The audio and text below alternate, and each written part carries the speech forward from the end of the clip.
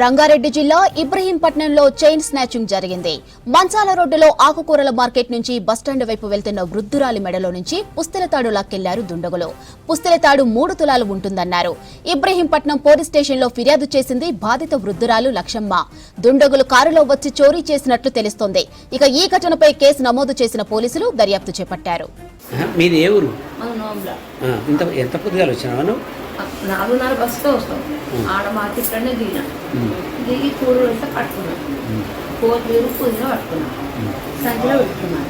నెత్తి నిండా ఇట్లా వేసుకున్నాం. కొమ్ముకి ఇట్లా వేసుకొని ఆ సంచికి ఇట్లా పెట్టుకున్నాం.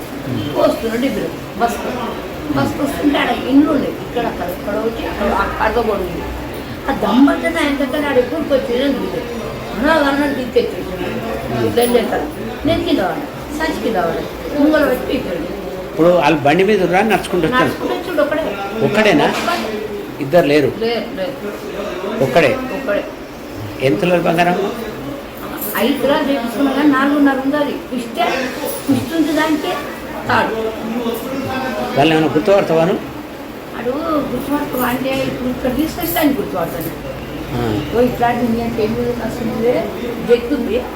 ఇట్లా పుల్ల ఉంది. మీరు టోపి లేకుండా ఇట్లా ఈ మెడ చుట్టూ పుల్ల. మూతికి ఏమైనా కట్టుకున్నాడు? ఏం కట్టుకోండి. కాలిగానే వచ్చింది. టైం ఎంత ఉంటుంది అందాక? టైము 5 అయింది. చీకటే ఉంటుంది కదా? జ్వరం కొంచెం అంతే. తెల్ల వారుతుంది. తెల్లగా అవుతుంది మొగులు.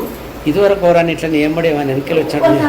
నా బాయి కాడిపోయినా నేను ఇక్కడ దిగినా కానీ నేను జాగ్రత్త ఉంటాను. బస్ ఎక్కిన నుండి తీసుకొచ్చి వేసుకుంటాను.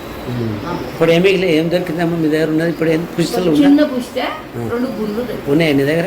తాగుతాను. అందాది ఎన్ని ఏళ్ళు ఉంటాయంట ఆయన? ఆడ మాట 30 ఏళ్ళు ఉండొచ్చు.